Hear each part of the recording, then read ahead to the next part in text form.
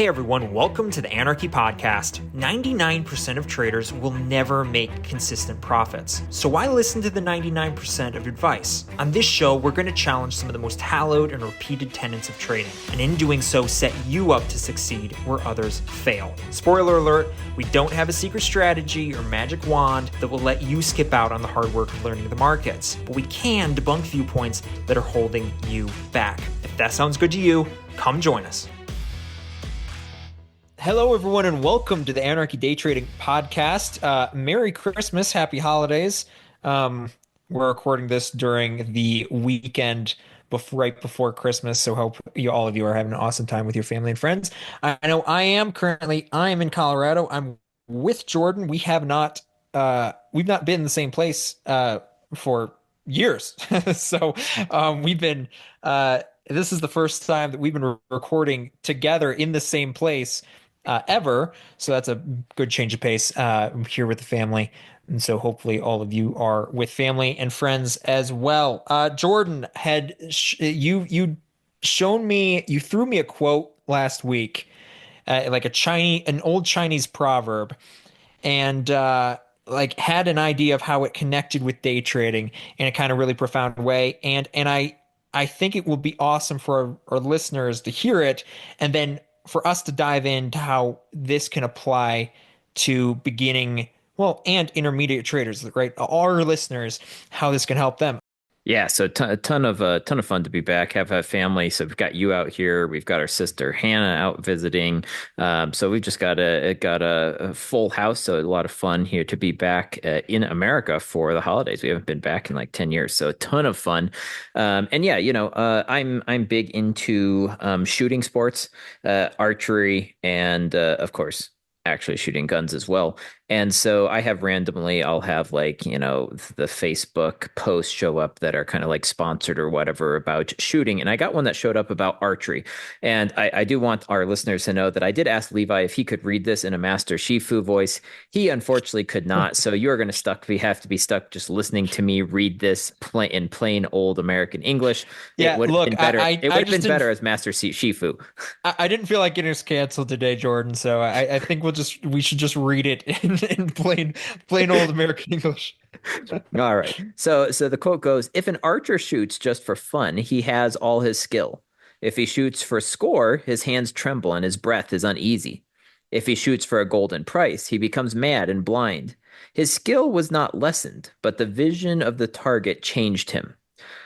So that quote, I saw it and I was like, wow, that really applies to trading. And my first takeaway from that was just going along the same lines that Levi and I think, try to beat into, everyone's heads who's listening to this podcast over and over again.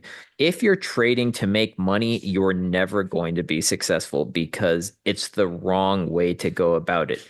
And so it's the whole thing. If you're shooting for fun, you've got all your skill. And as soon as you shoot for a score, your heart starts to tremble, your breath is uneasy. I mean, that's what deer fever, right? There's plenty of archers that are awesome.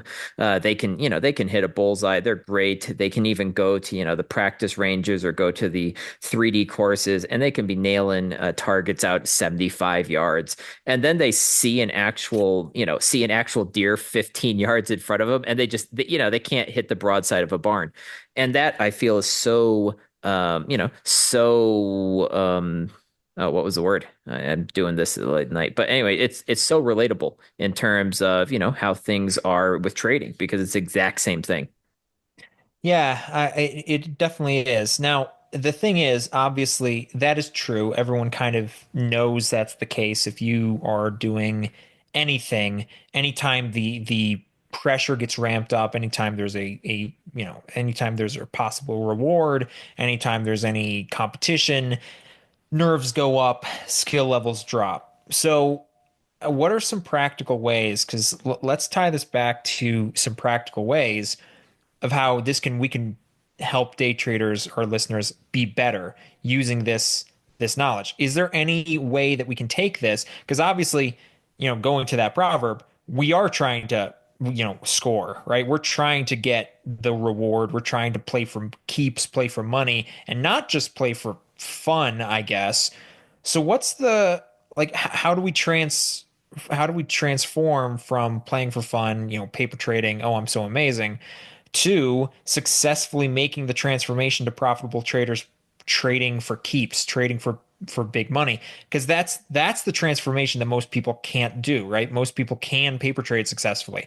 Most people can, in using that analogy, you know, art, shoot the, bow and do archery for fun, but the second we're playing for keeps, everything takes, everything falls apart. So how do we practically make that transformation and that move over from fun to making money? Yeah, I mean, I would say my initial thought would be start trading for real, right? Like the only way you get better at shooting in competitions is by shooting in competitions, right? So you can practice in your basement all day, but the only way you get better at actually competing is by competing. And the same goes for trading. The only way that you're actually going to get better at trading in order to make money. Again, I still want to put that caveat because you're not, again, your focus on learning to trade is not about making money. It's about developing the skills that at some day will be able to make you the money. But still, Yeah. same thing applies. But the way you do it is it's through desensitization, right? I have a couple traders that I try to coach and work with, and they'll know who they are listening to this podcast. But if you're not willing to trade real money, blow accounts, and desensitize yourself to the fact of actual trading, you're never going to be successful. Yeah, I talked about this a few weeks back. You weren't around when I did a solo episode, and warned about essentially getting to a point where you can't allow yourself to lose. And the best get very comfortable losing, because if you're not comfortable losing and taking hits, you'll never ever get over that feeling of how that affects you. And any talking about archery, any sports analogies, all of these are the same. If you're not willing to take losses, if you're not willing to practice under that sort of pressure, you'll never ever succeed. And so, yeah, a lot of people will get to a midpoint where they break even, and then they can't let themselves lose anymore. Um, Now, I think a lot of traders, or a lot of our listeners, will get to that point. At least they're breaking even because of skill rather than breaking even because of using indicators or algorithms. Most traders will break even because they use algorithms or something like that. And so it's just mathematically, it's just noise. And so they'll break even, and then they can never wean themselves off of that, because then they start losing. But even our listeners, we know people who they can't allow themselves to lose, and if you can't allow yourselves to ever lose, you'll never ever get better. You just cannot get better, and that goes for everybody. That goes for every single level, because what our listeners really need to understand is that day trading is constantly changing. The market constantly changes. The looks of the market constantly change. And so even when you're a profitable quote unquote trader, if you stay the same, you'll eventually stop making money and you'll start losing money. And so every trader whether you're advanced, whether you're intermediate, whether you're profitable or unprofitable, have to be really comfortable taking losses and then practicing to get better, right? And constantly pushing and pushing and pushing. Otherwise, you're going to plateau and you're never going to make it. Yeah, exactly. And I would then add like the last part of that proverb I found pretty profound as well, where it says his skill was not lessened, but the vision of the target changed him. And I think that should be a huge encouragement for traders, but also a warning, right? Because you can have times when you're on a hot streak, or let's say you've been paper trading successfully for a few months. Because we know people that do that. Again, we want to encourage you to trade for 2 or 3 months solely paper trading, but there's lots of people I know that do. Like we all know a lot of people that have. And we're not completely opposed to that. But if you've been trading 3 or 4 months paper trading and you've been successful, and then you switch to real money and suddenly you're not, don't let that discourage you, right? Because you know you have the skills, right? So now you know you have the skills, you know you can do it. So now you just have to figure out how to be able to translate what you were doing on paper trading with the real money. So that should be encouragement. So don't let like Yeah. like losses discourage you or make you feel like you don't know how to trade. Like Levi and I think we were talking about, like we're in a month where we're at all-time highs.